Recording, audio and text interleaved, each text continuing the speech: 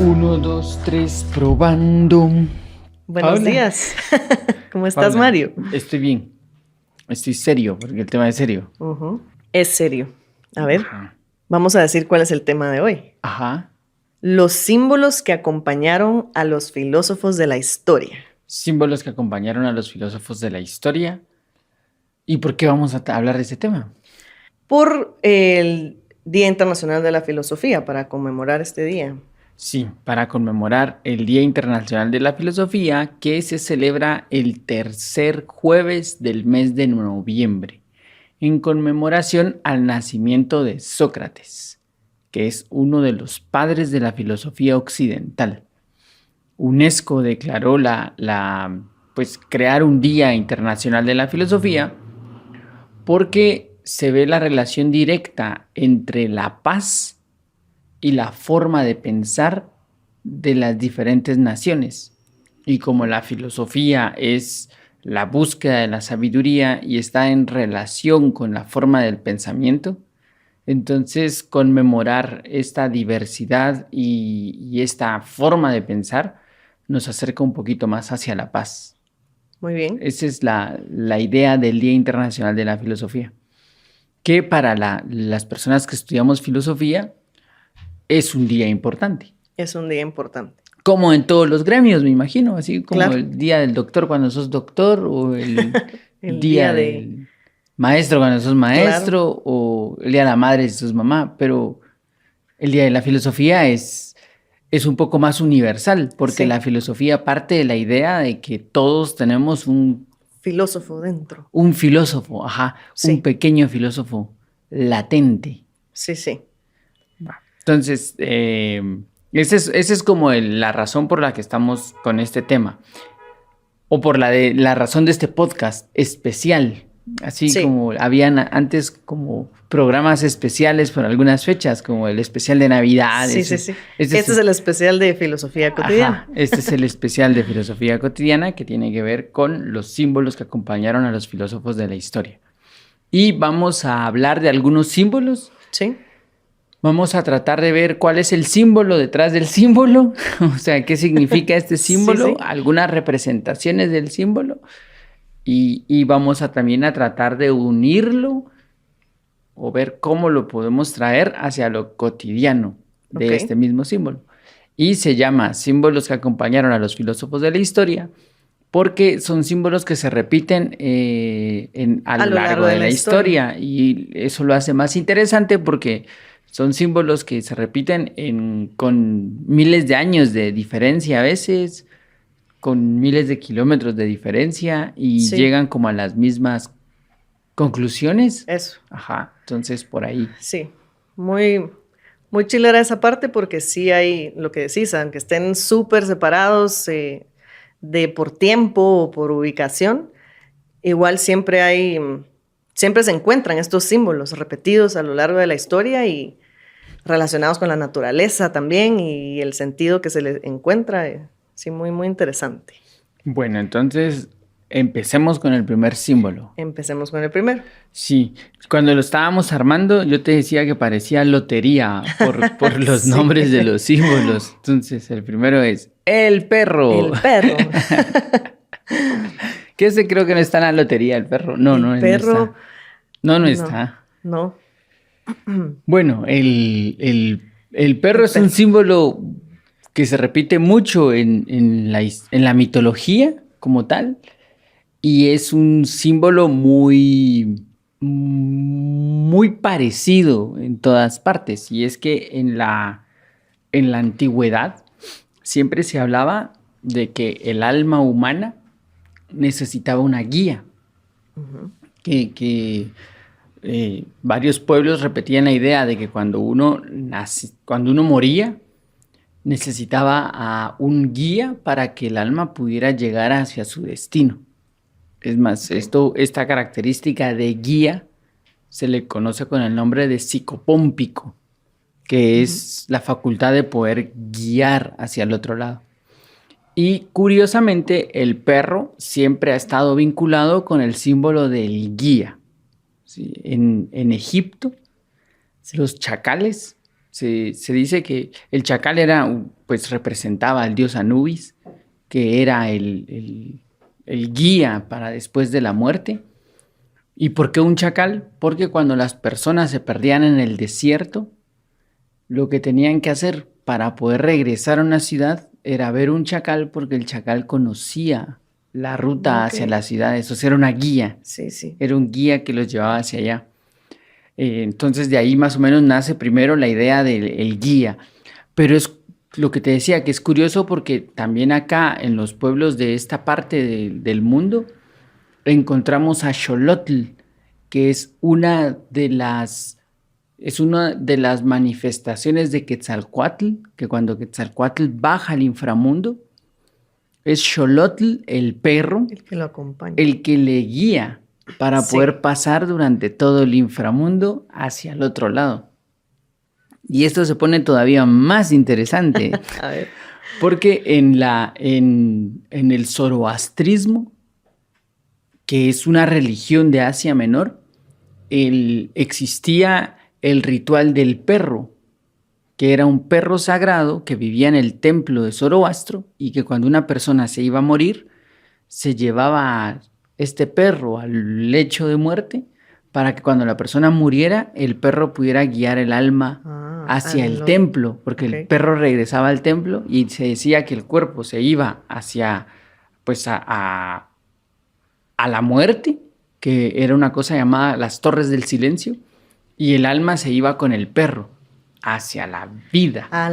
Mira qué chilero. Otra vez el perro. Sí. Entonces encontramos otra vez el perro como guía. Y quizá no estamos muy alejados al pensar que leyendas como el Cadejo de acá, de Guatemala, hablan de un perro que guía a las personas a regresar de su casa cuando se pasan de fiesta. Sí.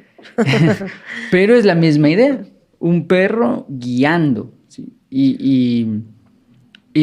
Se ha ido como repitiendo la idea del perro en la mitología, regresando también como a la mitología, en la mitología griega. Cuando Ulises regresa después de toda su peripecia, porque Ulises y los demás héroes fueron convocados para ir a destruir Ilión o Troya. ¿Sí? Y entonces después de que la destruyen, se tienen que así, calabaza, calabaza, cada quien para su casa. Y cada héroe tiene aventuras distintas para volver. Pero a Odiseo le lleva la tristeza. Y se pierde años de años en el mar y le pasan un montón de cosas. Tanto que la palabra Odisea sigue siendo sinónimo de alarán. Fue un montón de cosas, ¿va?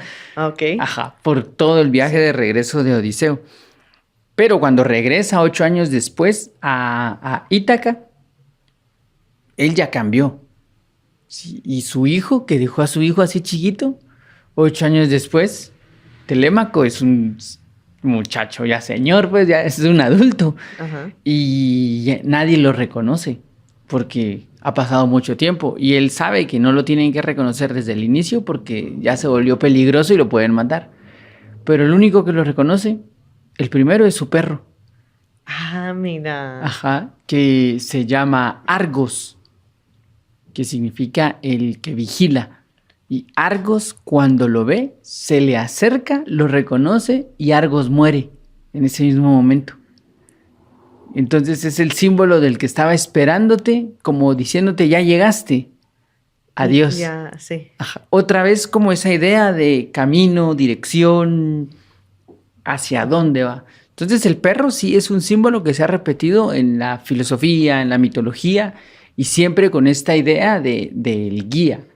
Okay. Sócrates en los diálogos siempre hace una invocación que es por el can, y se refiere al cancerbero, al perro que cuida la puerta del inframundo. Y cuando él dice por el can, se refiere como a que uno dijera, ¡ah! Dios mío, una cosa así bien grande. Haciendo alusión a un perro también que está del otro lado, que veré solo cuando me muera. Sí. Sí, entonces se repite mucho la idea de este guía, que nos va acompañando. Al otro lado. Al otro lado. Ajá. Y te guía, para que llegues. Ajá, en que te ayuda como a guiarte. Entonces, Ese es el primer símbolo y ha estado en muchos casos también de la filosofía. El perro o también en algunos pueblos como el lobo. Ok. Sí. A Odín, por ejemplo, también, que es un dios nórdico, también está en relación con el lobo. Y siempre relacionado con Con la con el idea del perro. guía, ajá, con Ok. el can, digamos, Sí, con sí. los caninos. Ok. Sí, porque todo esto va a cambiar de acuerdo al contexto, Claro. ¿verdad? En Egipto el perro, pues es un chacal porque no van a haber bulldogs, ¿verdad? Ok, O algo así, sí. ajá. O en México incluso el xolotl después le va a dar vida a una raza de perro mexicana que es el xolotl squintl. ¿Los has Ok. visto? No. Es un perro horrible. O sea, bueno, ¿A ti no te gusta? yo no soy mucho de perros, pero ese perro menos, ¿verdad? Ok. Porque es Ese un sí, perro que no. no tiene ningún pelo, ¿no los has visto? Que es completamente piel. Sí, cuando decís que no tiene ningún pelo, creo que sé cuáles son. Ajá, sí, ese es Ajá. el Xolotl. Ya. Entonces, Mira. no hace referencia a ninguna raza en ningún lado, pero sí a la idea Claro. perro, a este guía, lo que acompaña. Y pues es ya como trayéndole a este mundo, a este momento actual, Actual. el perro sigue siendo como el sinónimo del mejor amigo. Entonces, quizá no está basada esta idea del mejor amigo solo en que tan bonitos los perros, sino que tiene un peso histórico, filosófico, Sí. simbólico, que ha quedado en el inconsciente del ser humano y que dice, bueno, sí, Sí. el perro está ahí para Y sigue acompañarme, para acompañando, claro. protegerme, y sigue siendo como esta idea de guía. Mira qué bonito. Ajá, entonces Se mantiene. se mantiene, sí, sí. Ese es el primer símbolo. Muy bien. ¿Te parece? Me parece el primer símbolo. Bueno, entonces vamos a pasar al segundo. Al segundo. ¿Y cuál es el segundo? El segundo símbolo es la serpiente. Y de igual forma que como el perro, la serpiente también a lo largo del tiempo se va repitiendo en diferentes épocas, en diferentes lugares. Y empezando, digamos, un poco por ver una serpiente en general, sus características, pues la serpiente se arrastra para desplazarse, creando como una forma de S conforme va avanzando. Tiene escamas y cambia esa piel. Leía que cuando van creciendo las escamas de la serpiente no crecen, digamos, así como la piel, sino que se quedan como de ese tamaño y por eso es que las botan y ya generan una nueva piel de escamas. ¿Verdad? Y pues hemos visto una serpiente y por lo regular, al menos desde mi perspectiva, una serpiente, si yo veo una serpiente, creo que no sabría qué hacer con ella, huiría. Pero ya relacionándola en sí a el símbolo, a lo que representan y cómo se ha ido representando esta a lo largo del tiempo, es un símbolo que es dual. Y en el caso, por ejemplo, empezando en la civilización egipcia, se hablaba de esta divinidad Apap, que era la serpiente, así en forma de ondas, lo que decía cuando se va como moviendo la serpiente, que se mueve en forma de S, y representaba la parte oscura del día, digamos, las 12 horas de la noche, perdón, sí, del día, la parte oscura de un día, un poco como la muerte también, ¿verdad? Y así es como se veía en esta área egipcia, pero no era como para verlo así de que, ay, es la muerte, sino que hablaba acerca de que las divinidades, para que pudieran llegar a ser divinidades, tenían que atravesar una oscuridad para luego llegar a la luz, ¿verdad? Entonces era un poco como, vamos a decir, regenerarse un poco y un ciclo que se cumple también para pasar de la oscuridad a la luz. Entonces, que es necesaria esa parte, pasar por esa parte para llegar a la siguiente. También, bueno, la serpiente se representa de diferentes formas. Esa es una, ¿verdad? También está la forma cuando está de forma de círculo, en donde la serpiente está comiendo su propia cola, que se le llama el eterno retorno, que los estoicos lo describen, ya ellos lo definen, por decirlo de alguna forma, como ese eterno retorno que habla de que todo se repite, siempre se va repitiendo la vida, todas las situaciones, tiene que morir algo y luego vuelve a empezar. Y ellos lo hablan desde la perspectiva de que todo vuelve a empezar y nada va a ser diferente a la siguiente vez, sino que se repite. Se vuelve a repetir la vida y se vuelve a repetir la vida con el fin de que cuando tú vivas tu vida no tengas miedo a ese eterno retorno porque la has vivido tan bien que cuando vuelva a iniciar, pues ya sabes que todo va a estar bien, que todo va a fluir, que estás actuando de una manera recta para ese eterno retorno. Entonces eso es lo que representa la serpiente cuando está en un círculo comiendo su propia cola. Ajá. También, y bueno, es un ciclo, ¿verdad? Sí, También sí. el que representa. Está en... Que también es representada como un infinito, que a Como un veces infinito. no es solo el círculo, sino que a veces es el infinito que igual, Infinito. ajá, pero que igual es ella mordiéndose la cola. cola. Ajá. Sí, también el infinito. Por ejemplo, cuando nosotros vemos el símbolo de los médicos o de estas cosas de salud, que es el caduceo, este símbolo, es una vara que tiene dos serpientes que van subiendo, van hacia arriba de manera ascendente, cruzándose ellas entre ellas mismas. Y hablando de esa dualidad que mencionaba también al principio, como son dos, también pues está representando, digamos, la salud y la enfermedad, lo bueno, lo malo, la luz, la oscuridad. Y en el caso de este símbolo del caduceo, lo que representa es el equilibrio, ¿verdad? Que debe haber para que haya una salud, ¿verdad? No debemos irnos al extremo de la enfermedad, ¿verdad? Sino que tenemos que mantener ese equilibrio en todo. Y por eso es que se utiliza en la rama de la medicina, por ese equilibrio idóneo que debe haber en la vida para estar saludables, ¿verdad? En todos los aspectos, pues.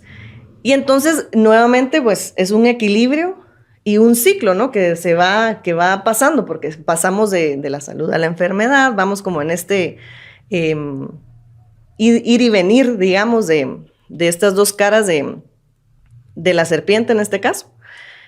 Y pues finalmente, como en conclusión, eso es como que lo que va representando la serpiente. O sea, no es como para que uno diga, a la gran, ¿por qué hay una serpiente ahí? Porque tal vez no sea muy agradable para muchos, pero la serpiente representa eso, el que pueda regenerarse, ¿verdad? Al cambiar su piel, o por ejemplo cuando botan una parte de la cola o se las cortan o ellas la dejan como mecanismo de defensa, regeneran también esa parte de ellas mismas y representan esos ciclos en donde nos tenemos que regenerar, donde nosotros vamos siempre en ciclos en la vida. Y a eso se sigue relacionando hasta el día de hoy la serpiente, ¿no? La ciclicidad que tenemos en la vida, el equilibrio que debemos también, en el equilibrio que debemos procurar mantenernos para tener como una estabilidad más o menos en la vida en general. Y sí, se repite muchísimo lo que les decía, los griegos los estoicos, está en Egipto, y sí, así... En este símbolo de la medicina, en el caduceo, las dos serpientes, que son Ida y Pingala, Ajá. también representan como las energías que mantienen el equilibrio del universo. Pero cuando hay un equilibrio, esto para nosotros los seres humanos, el equilibrio del universo se representa como la salud. Ok. Y por eso es que es el símbolo de la salud. Pero antiguamente este símbolo, este caduceo, era un atributo de Hermes, Sí. que es el mensajero de los dioses. Okay. Y entonces Hermes tenía el caduceo porque la salud es el mensaje de los dioses. Cuando hay salud, en la antigua Grecia se decía, es porque hay un mensaje de los dioses en ti. Si no hay otro mensaje, ¿verdad? Pero por ahí va como la relación de ese... qué poderoso, ¿no? Ajá, porque sí. de ese caduceo. Y también en la antigüedad siempre a la serpiente se le relacionó con la sabiduría. La sabiduría, sí. Porque el ciclo, el entender que todo es cíclico, el entender que lo que inicia termina y vuelve a iniciar, tiene que ver con la sabiduría. El sabio es aquel que reconoce los ciclos, cuando reconoce el inicio y el final de un ciclo. Es cierto que, por ejemplo, en la civilización egipcia, los faraones que tenían ya la serpiente aquí, El que como una forma de Ouroboros. S. Ajá. No, perdón, el Ajá. Como una forma de S. Ouroboros. Ajá. No, perdón, el Ouroboros es la serpiente que se muerde la cola. Este es el Ureus. Ureus. Ajá, que tienen aquí. Que se los colocan aquí, que sale la serpentita, pues cuando lo vean es eso, es el faraón que ya alcanzó la sabiduría. Ujú, entonces, por eso tiene dominada la serpiente, ya Sí, no está mordiéndose la cola. E incluso en Egipto, el idioma del sabio era el idioma de la serpiente. sí. ¿Te Ala, acordás? contá esa Ajá. historia. Y entonces se decía que cuando una persona conocía los secretos, tenía que guardar silencio. Ujú. Y para poder como recordar que tenía que guardar silencio, se le hacía el sonido de la serpiente, que era el shh. Y de ahí viene por qué para guardar silencio nosotros decimos shh, que Sí. viene desde Egipto, el ceseo, porque así se llama, el ceseo de Y es el mira, de la serpiente. mira desde dónde viene el significado que tiene. Y sí, aún hoy lo utilizamos pues Ajá. para guardar silencio, no contar algo, pero es algo muy, muy Sí, y significativo. siempre va a estar relacionado con esa sabiduría, porque si nos recordamos también dentro de la Biblia, la serpiente está en el árbol del conocimiento. Sí. Ahí está. Y más adelante en la misma Biblia hay una historia en donde a Moisés se le pide que plante una vara y que ahí habrá una serpiente y los que quieran curarse de otras picaduras de serpiente tienen que voltear a ver A ese. a esta serpiente que les hará sacar el veneno. Entonces, siempre como una sabiduría que cura, siempre como un conocimiento, como un conocimiento. Ahí hay algo como con el conocimiento. Incluso en los pueblos mayas, Quetzalcóatl es la serpiente emplumada. O sea, Ajá. también es una Sí, serpiente. sí. Y en algunas pirámides como Chichen Itza, hay un fenómeno astrológico astronómico, que en cierto momento la pirámide escalonada refleja una serpiente en su sombra. Ah, Y mira. entonces otra vez la serpiente y la serpiente va así, en las graditas.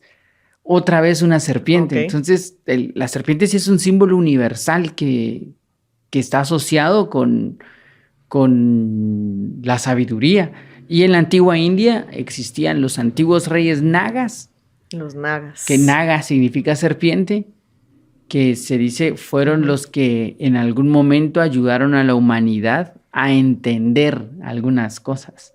Sí. Entonces siempre la Siempre están. serpiente, sabiduría, ciclicidad, ahí está ese Ahí está. símbolo. Ajá. Sí. Se repite muchísimo. Se repite un montón, sí. La carga negativa de la serpiente es como nueva, el entender que Ujú. la serpiente es mala y pues por ahí cosas que sustentan la maldad de la serpiente, ¿va? Harry Potter y esas cosas. Pero incluso en Harry Potter representa Sí. el conocimiento que adquiere y que solo algunos que nacen con Sí. ciertas facultades pueden Pueden hablar hablar el el. parcel. Ajá. El idioma de las Ajá. serpientes. Sí. Sí, entonces ese es Ese un fue. símbolo así súper, súper grande. Sí. Sí, y lo que decías de que ahora se le ve como mala y todo, pues porque lo que nosotros vemos de la serpiente no es tanto la simbología y lo que trae, sino el reptil en sí y lo que yo decía, que, ay, si yo miro una serpiente, ¿verdad? Pero sí tiene mucho significado ahí detrás y que viene desde tanto tiempo y todos los ejemplos que diste y que dimos. Entonces sí vale la pena ahí indagar un poquito más Ajá. en la serpiente. Y sin duda es un símbolo universal que Sí, acompaña a a los los filósofos filósofos de de la la historia. historia. A Bueno, ver, ahora el tercero. el tercero, así te digo que parece lotería, el perro, la La serpiente. serpiente. ¿Y el Y tercero? ahora el tercero es la pirámide. La pirámide. La pirámide o el triángulo. Ujú. Sí, que no es lo mismo, pues, porque la pirámide tiene cuatro caras Sí. y el triángulo solo es una de las caras de la pirámide. Eh, como figura, la pirámide siempre representa la estabilidad, porque se dice que es la figura geométrica más estable, dado que tiene una base cuadrada y esta base cuadrada sostiene a los cuatro lados que tienen forma La pirámide. triangular. Ajá. Ujú. Creo que si uno dice pirámide, lo primero que viene a la mente de uno es Egipto, Sí. con las pirámides. Ajá. Pero no es la única civilización que nos habla de una pirámide. Es más, los pueblos mayas tienen su forma de construcción es piramidal. Son pirámides, se dice pirámides truncadas, porque no tienen una punta en el final como tan pronunciada, sino que suele ser un poquito más cuadradita. Sí, sí. Eso es una pirámide truncada, que están aquí en Tikal o en Teotihuacán, que ahí la pirámide del Sol y de la Luna son pirámides truncadas. Truncadas. Uno puede subirse y pararse en la plataforma así, porque la pirámide termina como en una terracita. Sí. Ajá. Sí. Pero es que raro, porque estos pueblos antiguos vienen y eligen pirámides para construir y con la diferencia espacial y temporal tan grande. Porque también si nos vamos a países de Indonesia y toda esa parte del mundo, también hay pirámides en construcción, entonces se repiten. Y la idea un poco pues viene primero de esta estabilidad que representa la pirámide, pero también porque la naturaleza funciona en base piramidal. Ok. Ujú. O sea, no es que la naturaleza arme pirámides, sino que lo que significa es que la naturaleza va expresándose de 1 a 2, de 2 a 3, de 3 a 4, de 4 a 5, de 5 a 6. O sea, va de una unidad hacia abajo siempre en forma de pirámide. Así se va triangular, así se va expresando. De un punto de origen se va extendiendo hacia lo demás. Como la raíz de un árbol, que hay una semilla y de esta semilla va creciendo todo en forma piramidal. Entonces ellos veían, los antiguos veían que la naturaleza trabajaba en forma piramidal, que tenía un orden, que partía de una unidad y después se iba como armando. Entonces había una forma ahí de representar a la naturaleza en una pirámide. Sí, en armar toda esta estructura de forma piramidal, que tiene que ver con la jerarquía. Sí, que hay como una jerarquía, hay un orden que tiene que ir respetándose. Confucio a ese orden, por ejemplo, le llama el sistema Li, que es una persona, el más apto, que dirige a todos los demás, siempre en forma de pirámide. Y Platón le va a llamar a eso la aristocracia, que no es lo mismo que significa para nosotros aristocracia, sí, sí. Que incluso la palabra aristos significa el aristo, o viene de arista, y una arista es cuando dos líneas forman un ángulo, una punta. Ok. Entonces la aristocracia es el gobierno de la punta, de lo que va hacia adelante. Los pájaros cuando vuelan en forma de arística, que vuelan así como triangular, y siempre el más apto va hacia adelante, porque es el que rompe el viento, el más fuerte más bien. Sí. Y se van turnando. Cuando este ya no aguanta, pasa hacia atrás y pasa al siguiente más fuerte. Es otra pirámide, ¿verdad? Que se va así expresando. Entonces, sí, claro, los antiguos vieron estas pirámides en la naturaleza y tenían que representarlas de alguna manera. Y todavía sigue siendo un símbolo que llama mucho la atención, tener pirámides, triángulos.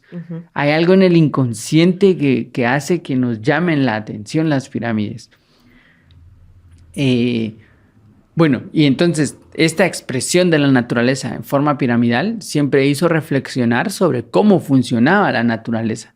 Y fue lo que creó esta idea del símbolo de un triángulo. Sí, porque como hablando del orden que decís que lleva y que cómo la naturaleza se va expresando, también tiene su propia jerarquía, la naturaleza, las prioridades, digamos, que va primero y que va surgiendo a raíz de eso, para que fluya. Ajá, para que se ordene, para que funcione. Exacto, para que funcione. Sí, porque si no hay un sistema ordenado, no funciona. Y como en la antigüedad los filósofos, o sea, cuando empieza la filosofía occidental, La filosofía está más vinculada a cómo funcionan los sistemas, cómo funcionan las ciudades, que el filósofo ayudaba a redactar leyes para que funcionara Sí. la ciudad, para que, pues sí, Encontraron un orden que para... avanzara, ajá. Entonces tenían que observar la naturaleza, no podían, como el filósofo tampoco recibía un sueldo, no era un puesto del Estado, sino que era un ser humano que estaba preocupado porque la sociedad funcionara. Entonces no solo iba a inventar, ¿va? No iba a decir para mí que no, Sí, sí. sino que buscaban el ejemplo y el ejemplo de la naturaleza. Entonces, ¿cómo funciona la naturaleza? Así tenemos que funcionar nosotros. Y la pirámide se repitió.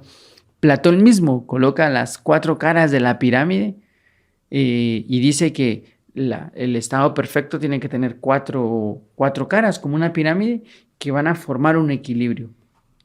Y este equilibrio piramidal son los 4 aspectos de la búsqueda de la verdad, porque él dice que hay 4 ideas principales o 4 ideas básicas que después los renacentistas le van a llamar arquetipos, Okay. que son la justicia, la verdad, La belleza. la bondad y la belleza, los 4 arquetipos.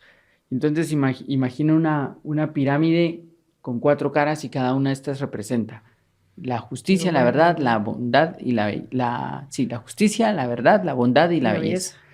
Pero estas 4 son demasiado grandes, dice Platón. No podemos llegar a entender qué es la belleza, no podemos llegar a entender qué es la justicia, la verdad, la bondad.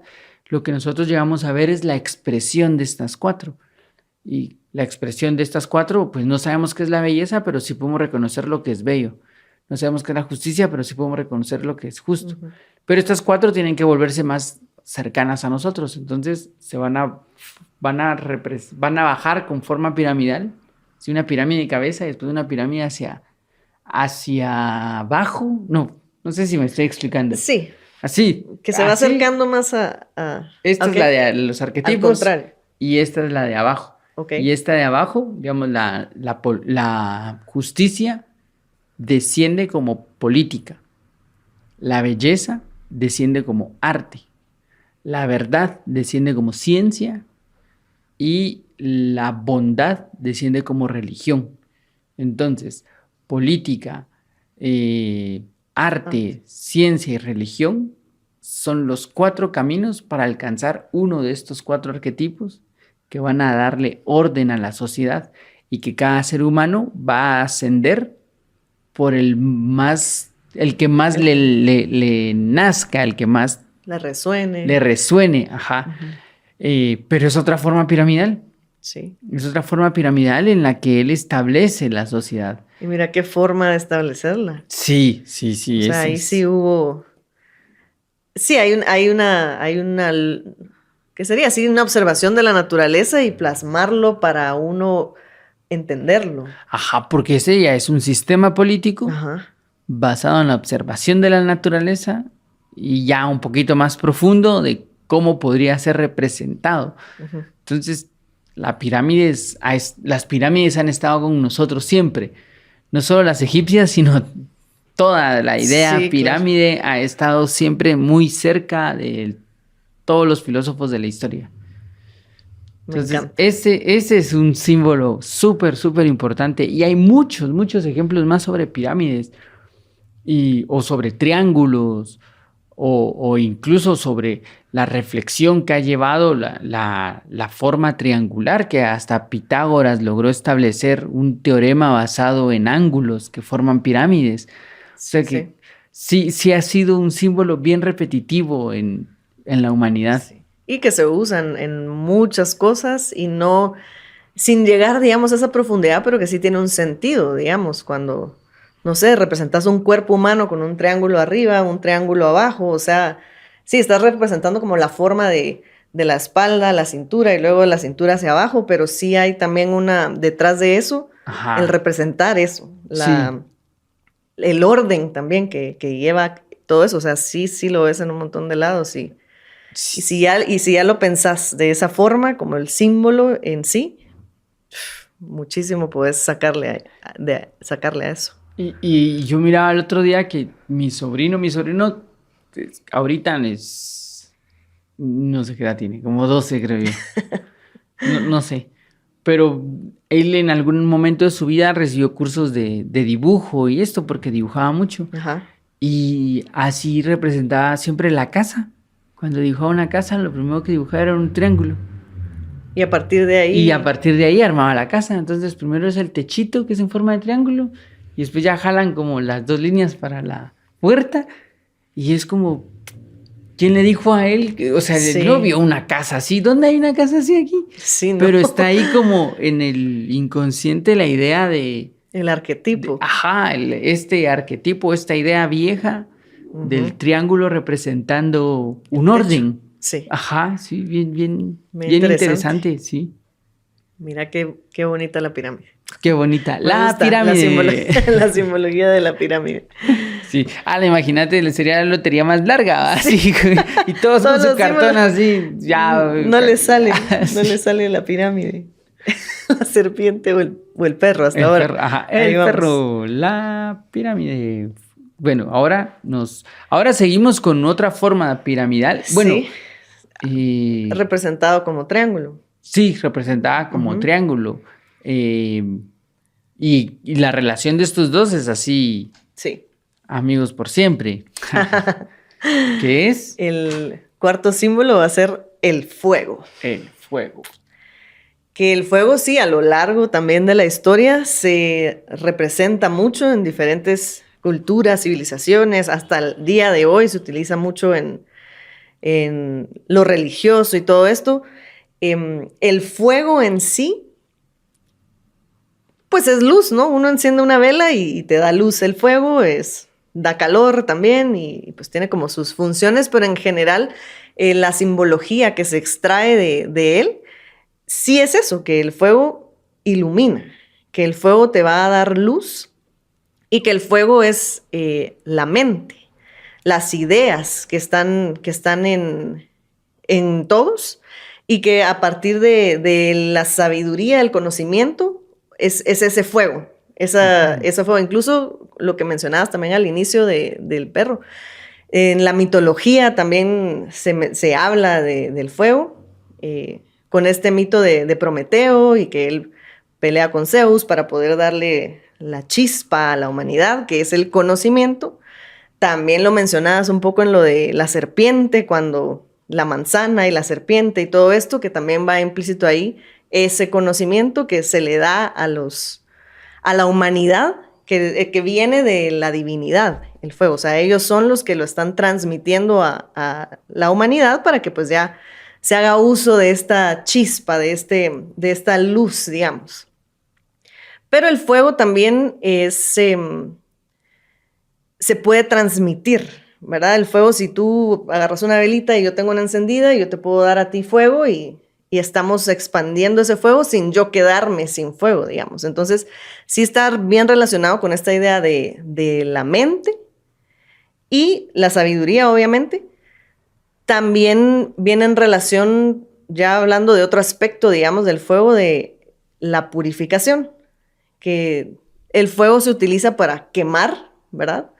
Y el quemar no es el destruir algo y que se acabe y que ya no exista, sino transmutarlo, digamos, que al quemarlo muere, que también hablábamos de eso un poco en lo de la serpiente, para que surja algo nuevo, para que surja algo mejor, algo renovado y, y limpia. Por ejemplo, usualmente utilizamos fuego para, no sé, a veces uno quema algún incienso en su casa para que, no sé, huela mejor o yo qué sé, pero estamos quemando ahí algo para limpiar, para que haya un mejor aroma, en ese caso, por ejemplo, así en el ejemplo del incienso. Pero sí, y por ejemplo en la cultura en la India utilizan el quemar un cuerpo cuando muere para eso, para poder quemarlo completamente y que surja ya toda esa parte interna, digamos, o el alma que ya encuentra como su camino a través de quemar esta parte física, ¿verdad? Entonces transmuta también el fuego interiormente nos va a dar esa idea de la transmutación, que al nosotros quemar algo, va a surgir algo más limpio, algo purificado, que siempre va conectado con esa sabiduría. Ujú.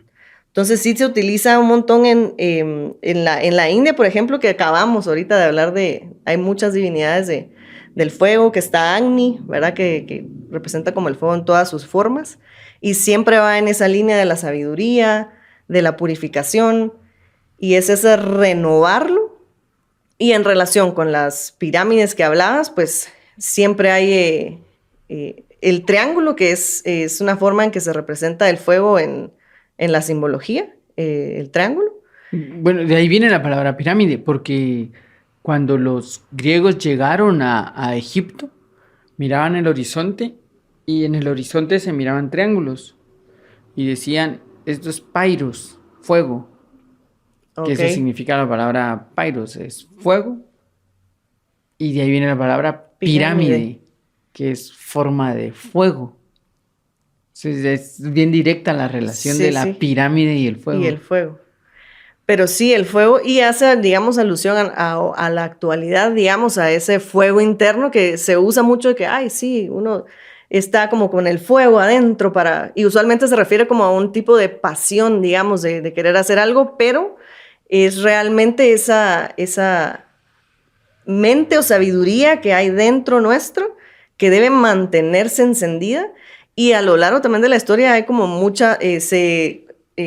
habla mucho de cuidar esos fuegos, de no dejar que se apaguen, que haya como una hoguera principal de donde surge el resto de los fuegos de los que están alrededor para encender la hoguera de su hogar. Pero la idea de cuidar ese fuego principal es ese, que no se acabe esa luz, esa mente, y que se pueda transmitir a todos los demás y guardarla como algo muy, muy, muy importante, porque pues es esa parte de la sabiduría que hay interiormente, que al final esas ideas que nosotros tenemos se van a plasmar, y pues si hay un fuego bien cuidado, bien cultivado, bien mantenido, pues lo que se plasma va a ser ideas de luz, que es lo que da el fuego, poder compartirlo también, la sabiduría con los demás, y el cultivarlo a la medida de seguirlo, sí, cuidarlo Sí, a través de todo el conocimiento para que no se extinga, ¿verdad? Y que sí viene, y lo de la idea de los mitos, del mito de Prometeo, o sea, la mente viene de la divinidad y ellos son los que nos lo comparten a la humanidad, pues para hacer idealmente un uso bueno sí, de porque esta el mito dice luz. que Prometeo y Epimeteo les dieron todas las virtudes Ujú. para que las repartieran. Pero Epimeteo vino y se las dio a la naturaleza y no dejó nada para el ser humano. Entonces el ser humano se quedó sin nada y se empezaron como a morir de frío porque había mucho frío y no sabían qué hacer. Y entonces Prometeo sintió así como, la pobres ellos! Entonces se dice que con una caña vacía se acercó al carro de Zeus y prendió fuego y la guardó ahí. Y entonces bajó y se la dio a los seres humanos. Y entonces de pronto se dieron cuenta de que los seres humanos ya estaban armando sociedades alrededor del fuego. Entonces a Prometeo lo agarran y lo castigan y lo amarran al Cáucaso, que es un monte, Encadenado. y lo encadenan. Y la idea es que todas las mañanas va a llegar un Águila. águila y le va a comer el hígado, si no mal recuerdo. Sí, las vísceras. Ajá, y que en la noche le va a volver a crecer. Y Y en la este mañana siguiente otra vez. encadenamiento representa como el castigo por haberle dado fuego a la humanidad, que en otra forma de interpretarlo es el momento en el que el ser humano aprende a racionalizar por sí mismo, Ujú. a entender las cosas. Y como bien dices, el fuego es el único elemento que se reproduce a sí mismo, porque el fuego sí puede generar más fuego. La tierra no genera más tierra, el aire no genera más aire, el agua no No genera regenera más más agua. agua, pero el fuego sí hace más fuego, porque nosotros a nivel físico o a nivel de ser humano, no podemos dar energía, no podemos dar partes de mi dedo, brazo. pero ideas sí. O sea, yo sí puedo generar más ideas con una idea, el fuego como la mente, que va como generándose. Y entonces siempre el fuego está representado con la sabiduría, tiene que ver con la sabiduría. Estaba pensando ahorita que hablaba sobre esta idea del fuego, que incluso en la Biblia, cuando se habla del Pentecostés, lo que le aparece a los sacerdotes, a los primeros sacerdotes o a lo que después será conocido como sacerdotes, son llamas de fuego en la cabeza. Que se dice que cuando vino el Espíritu Santo, lo que surgió de su cabeza fueron llamas de fuego. Y el símbolo hace alusión a este conocimiento grandioso que incluso les dio hablas en lenguas extrañas para poder ir a dar la palabra, les dio conocimientos especiales. Entonces, otra vez, fuego, conocimiento. Sí. Siempre como en siempre ese vínculo. Llegando a esa idea. Ajá. El pasar un fuego. En la parábola esta del Buda, cuando el Buda llega a un pueblo y a todas se les apaga la vela. Él enciende una vela y dice que con esta llama podría él prenderle fuego al mundo. O sea, hace referencia, no a que sea piromaníaco ni nada del estilo, sino que... No es literal. Ajá, traslada el conocimiento hacia todos los demás. Sí. Es bien interesante. Galeano tiene un cuento bien bonito sobre que todos los seres humanos somos fuegos. Y que él dice que desde el cielo, si nos viéramos hacia abajo, veríamos fuegos pequeños, fuegos bobos que no queman, y veríamos fuegos que arden y fuegos que lo incendian todo. Y siempre haciendo esa alusión, ¿verdad? Fuego, conocimiento, mente, el poder de razonar. Sí. Bien interesante cómo se repite. Sí, y me recuerdo de ese poema que ya no lo habías contado. Bueno, ya me lo habías contado. Y sí, eso también, la intensidad de los fuegos también, que finalmente pues todos tenemos nuestro fuego y se nos está apagando, no se nos está apagando, pero sí, es muy, muy bonita la parte del fuego representada en lo que es la mente. No es como cuando lo vemos desde la simbología, entonces cobra todo el sentido del mundo por todo esto que estamos hablando, pero sí es interesante el cuidar el fuego, el mantenerlo, el compartir ese fuego y que esté relacionado con la mente, las ideas y pues ya llevarlas a cabo. Ajá. A partir de esa idea que surge, de esa llama que se enciende o el foco que dicen que se enciende, pues es el fuego. Ajá, realmente es la un luz. fuego, es cierto, es algo de luz. Y en Oriente Medio, los mags, que eran como... Los mags. Estos señores del fuego, que ahí viene la palabra mago también, que eran estos que protegían un fuego, y al inicio protegían un fuego literal, ¿va? Así encendían un fuego y lo protegían así, viéndolo. Y después aparece Zoroastro y les dice, sí, hay que proteger un fuego como un símbolo de un fuego que están protegiendo dentro de ustedes. Entonces le da como una renovación a esta idea de que cuidar un fuego va a ser el símbolo de cuidar un fuego. Sí. Yo cuido este fuego como el símbolo de que dentro de mí estoy cuidando un fuego.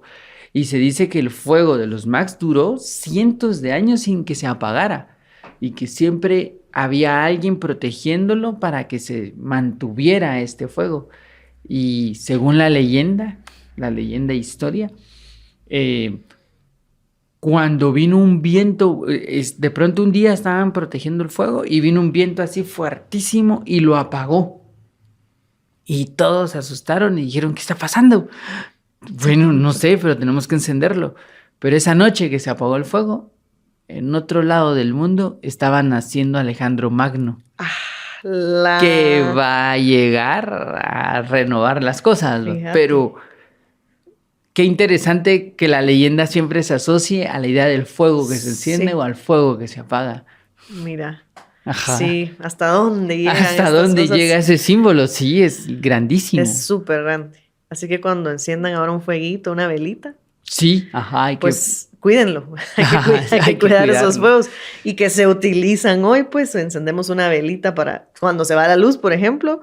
O si vamos a una iglesia, por ejemplo, prendemos una vela también para que se mantenga encendida para, no sé, el santo que estén yendo a visitar. O sea, el fuego se sigue utilizando como símbolo hasta el día de hoy en diferentes religiones, en diferentes formas, ¿verdad? Porque cada quien le va dando también como su propio significado, pero realmente es este. Sí, siempre la luz, el conocimiento, o sea, no le han dado otro significado, Ajá. sino que siempre es el mismo. Ajá, se va, O sea, incluso parte de ahí. Correr una antorcha, que es fuego, es llevar luz, es trasladar la luz. Entonces siempre es como la misma idea, sí. Ajá. Ajá, el fuego del obelisco, que ahí viene. Que de ahí se toma ese de fuego. ahí se toman las antorchas, porque antes los obeliscos tenían un fuego y se encendía y se iba corriendo con la antorcha del fuego de la libertad. Y del fuego ese primero que se hizo, que se encendió. Sí, este símbolo sí es grandísimo, grandísimo, tiene muchas cosas y ha estado a lo largo de la historia acompañando a los filósofos. A los filósofos de la historia. Ajá, sí, entonces sí, es un símbolo que acompaña a los filósofos de la historia. Me parece. Bueno, sigamos con la lotería simbólica. A ver, ¿cuál es el siguiente símbolo? Sí.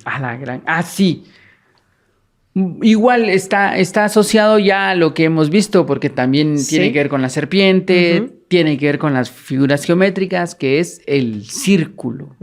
Sí, el círculo. O la esfera, que sí es igual, ¿verdad? Ya sea el círculo como tal o la forma huevoide, ajá, o la esférica como tal, que siempre está hablando de la unidad, siempre está hablando del origen, del lo que no tiene principio ni fin. No tiene principio ni fin. Ajá, que si se traza un círculo y no sabes cuándo se empezó a trazar, no podrías saber dónde inició ni dónde terminó, porque hay un círculo ahí. Y siempre lo vamos a encontrar como el origen, como algo que parte.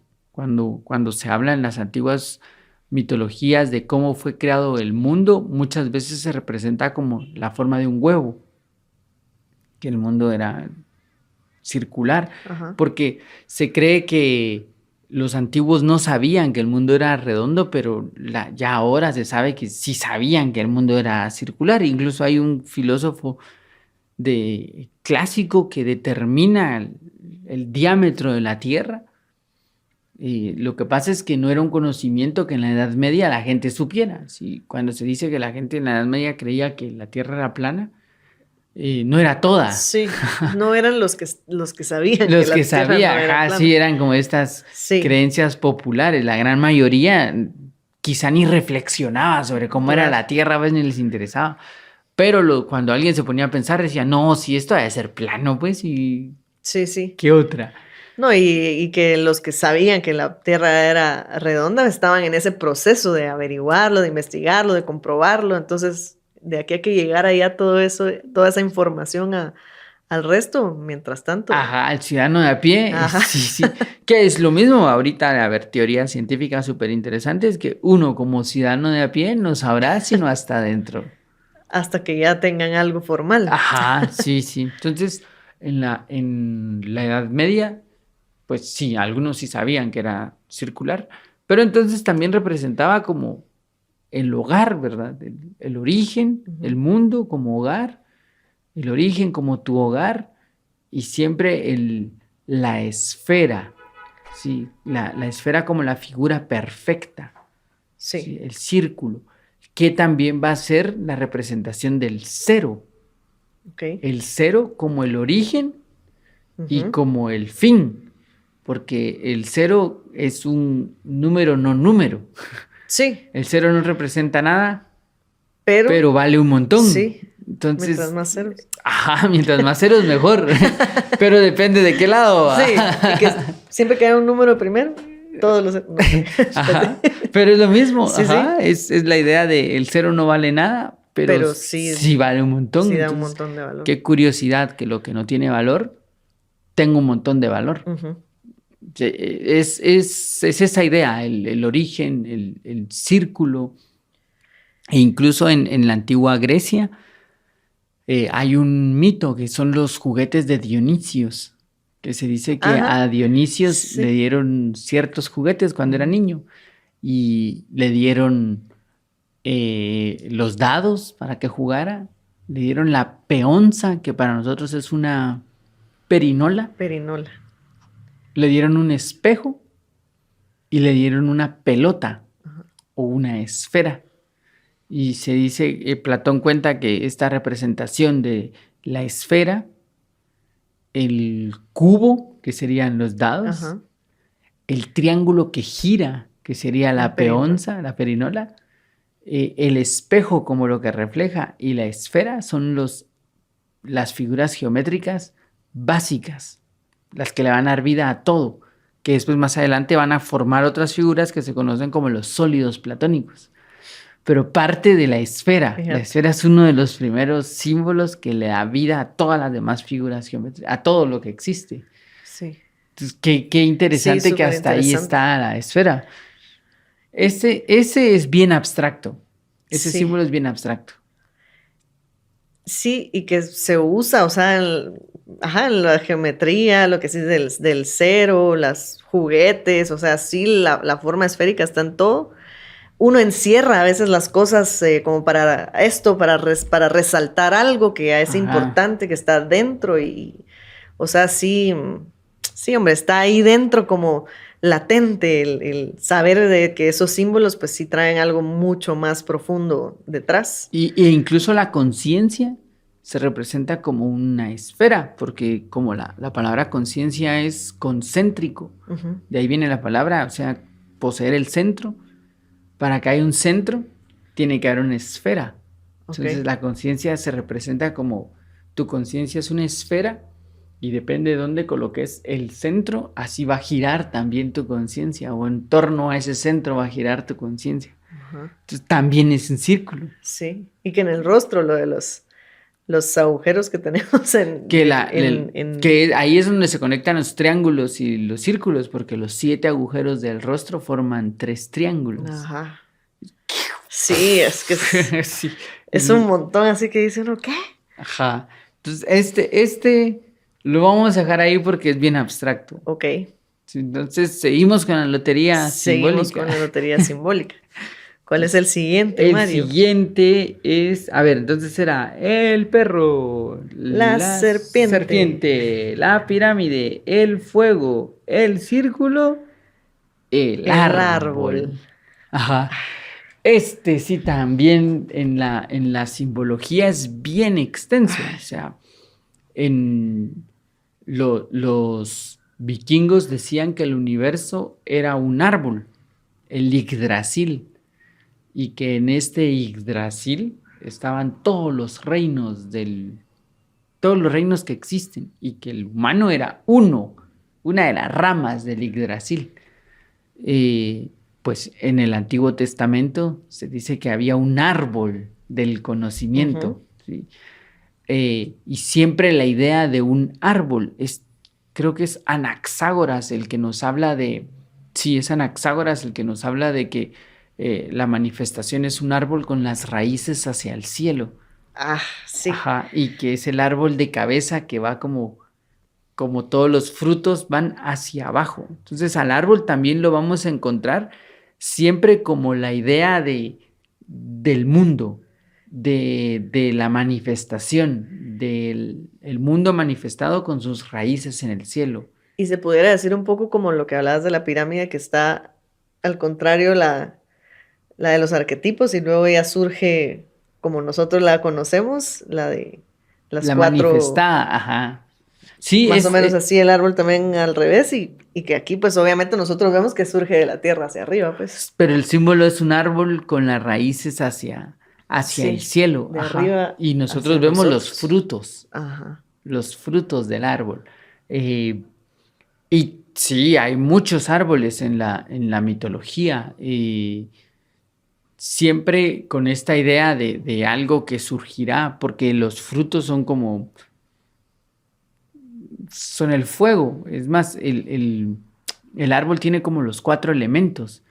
Tiene a la tierra en las raíces, tiene al agua con la savia que sube por el tronco, tiene al aire con las ramas y las hojas, y tiene al fuego con los frutos.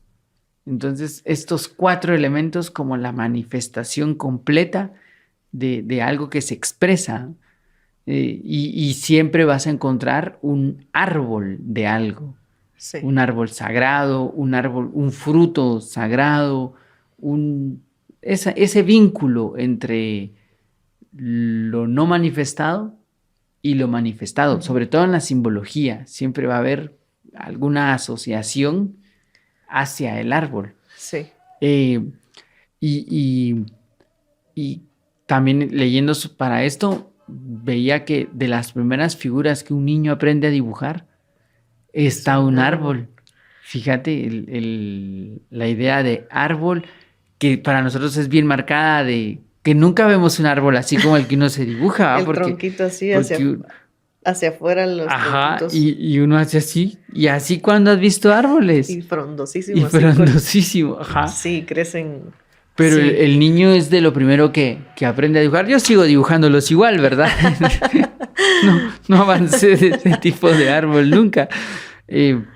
Pero no es porque sea un capricho, sino porque hay algo también en simbólico el símbolo, ahí. Que habla también como de esta estabilidad, que habla también como debajo de un árbol, el Buda reflexionó para entender cuál era el origen del universo. Y el árbol Bodhi le dio sombra para que él pudiera entender cuál era la razón, no el origen del universo, sino cuál era la razón de la vida. ¿Por qué la existencia traía dolor? ¿Cuál era la razón?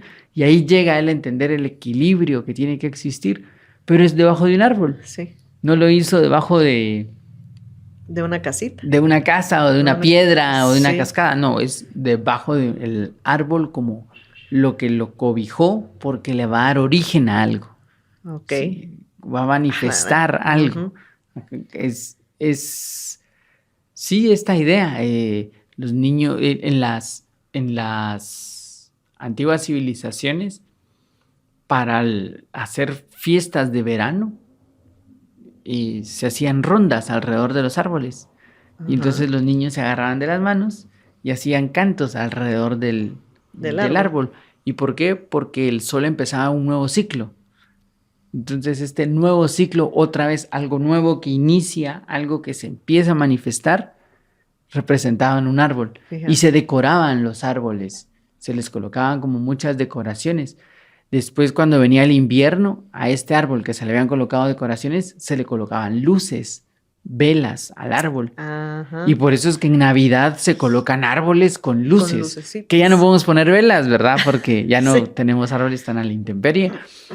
Pero sigue siendo la idea de un árbol que ilumina. Y por ejemplo, en esta parte del mundo nosotros colocamos árboles con luces y debajo del árbol se colocan los nacimientos, porque inicia un ciclo, porque algo nuevo va a volver, va a empezar. Mira qué genial. Ajá, otra vez un árbol como el origen de algo. Sí, que lo que decías, o sea, el árbol sí podemos ver, bueno, hay unos lugares más que otros, pero toda esa ciclicidad del árbol, cuando bota las hojas, cuando vuelven a crecer las hojas, o sea, desde que lo sembraste crece y cómo va el ciclo del árbol, como los ciclos, pues, que se llevan siempre en todo. Entonces, siempre el árbol como la manifestación de algo y está bien presente en todos. Ahora, pues, el árbol de Navidad es de plástico y se guarda y todo eso. Guarda así, se guarda adornado todavía, así solo lo... ¡A la! ¿Los viste? Ah, sí, ya los venden así completamente adornados. No es que los vendan así, pero los guardan así la gente que coloca árboles en su casa, sí. Ah, mira. Bueno, pues en la antigüedad era un árbol plantado en tu jardín. Y a ese le colocabas velitas que hablaban de poder cuidar la noche, porque en las más como al norte del mundo, la noche es más larga. Entonces, si tenías un objeto que iluminaba, mantenías encendido el fuego, mantenías encendida la También, luz. sí. Ajá. Y después ya la tradición fue como cambiando y cuando viene a estos lados del mundo donde nosotros no tenemos tan marcada la noche, pero sí se marca, Sí. sí se marca, eh, pues igual se mantiene la idea de iluminar un árbol y conforme ha avanzado el mundo, no sé si la palabra es avanzado, ¿sabes? Pero conforme ha pasado el tiempo en el mundo, cada vez se ha vuelto todo como más plástico. Y pues aparte de que Literalmente. nos hemos destruido la naturaleza como se nos ha dado la Sí, gana hombre. y todo se volvió un comercio y de pronto el pinabete ya se estaba extinguiendo, Sí, entonces hombre. a poner como límites y ahora los árboles son de Son de plástico. mentira. Sí.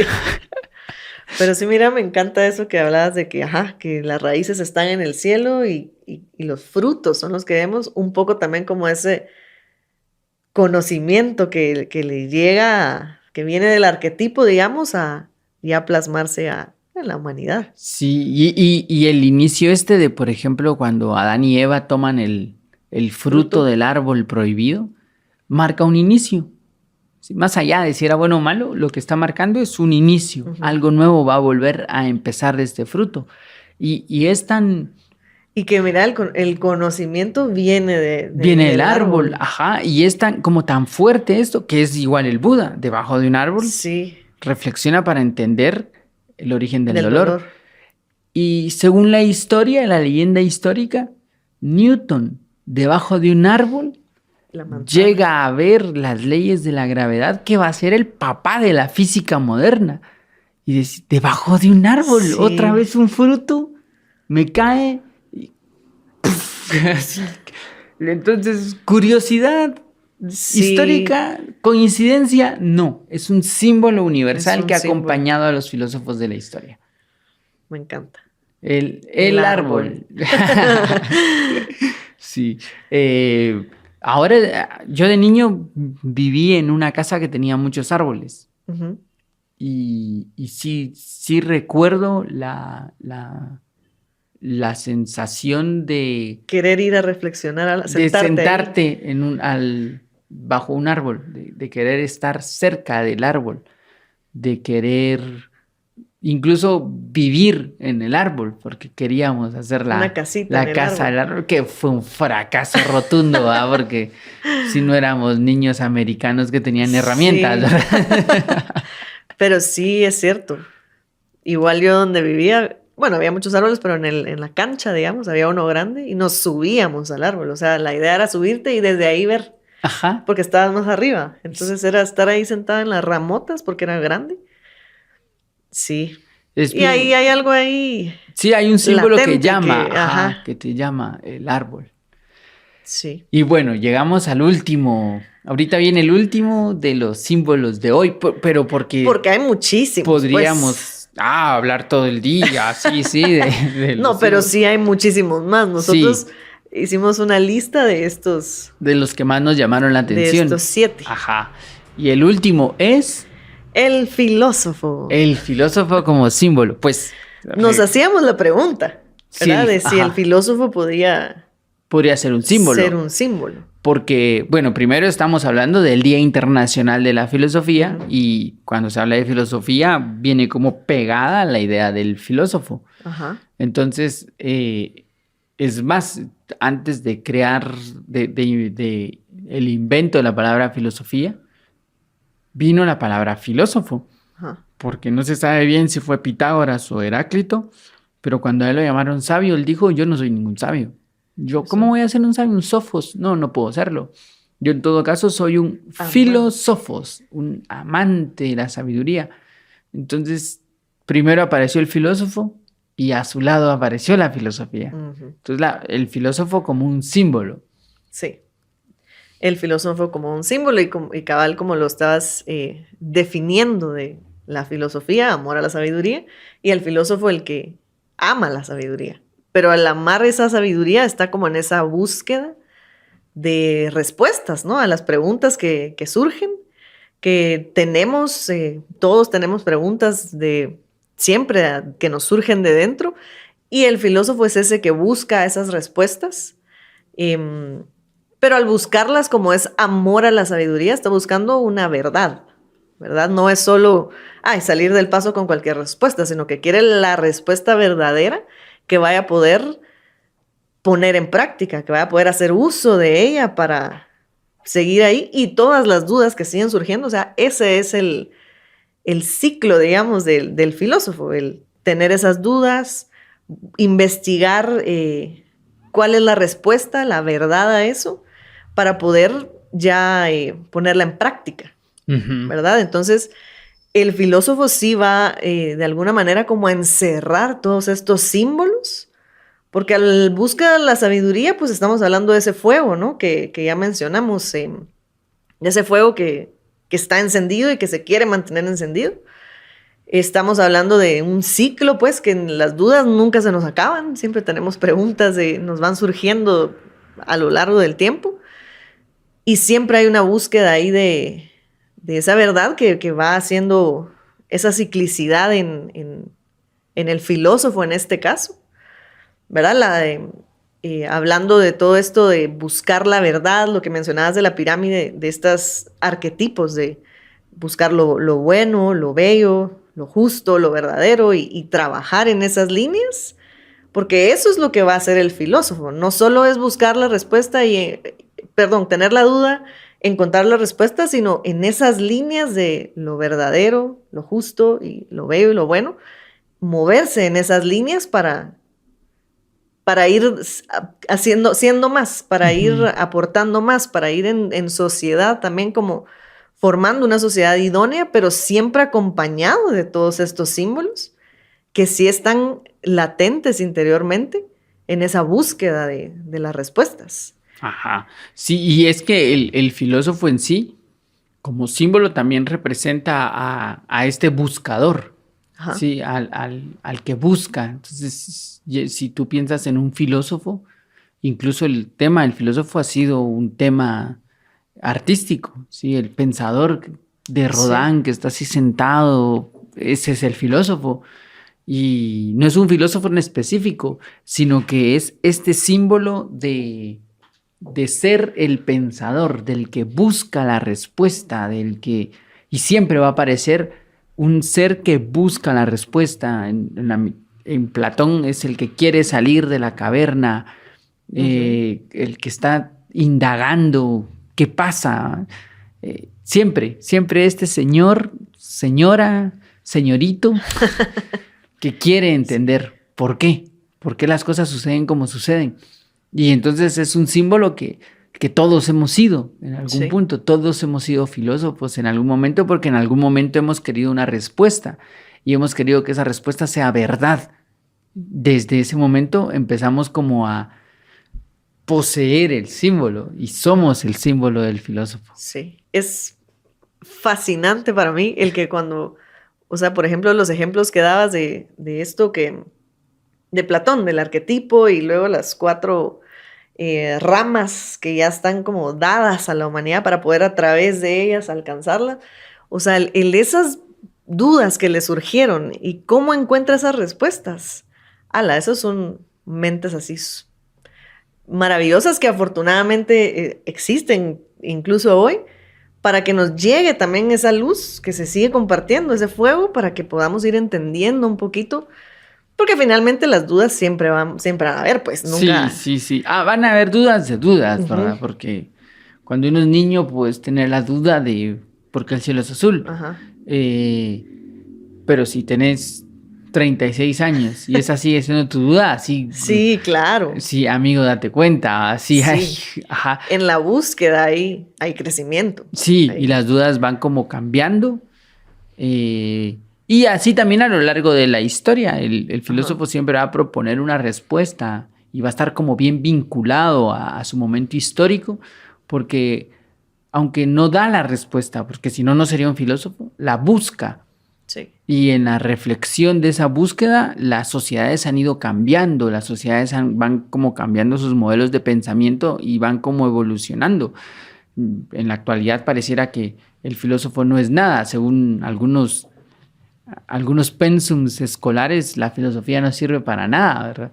Pero en la antigüedad se sabía y se sabe que la filosofía es poder pensar, es poder utilizar tu mente para acercarte a las grandes ideas, y el que se acerca a las grandes ideas vive las grandes ideas y cambia su entorno. O sea, la filosofía es más importante de lo que creemos para poder transformar sociedades. No, las sociedades no se transforman a través de lo técnico o de lo formal, pero no se transforman porque tengamos más gigas Más de internet, tecnología. o porque tengamos computadoras con más colores, sino que se van a transformar en la medida en que se piense de una manera distinta. Sí.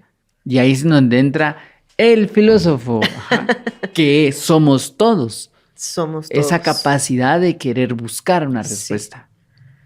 Entonces, Lotería. Y lotería, ajá. Sí.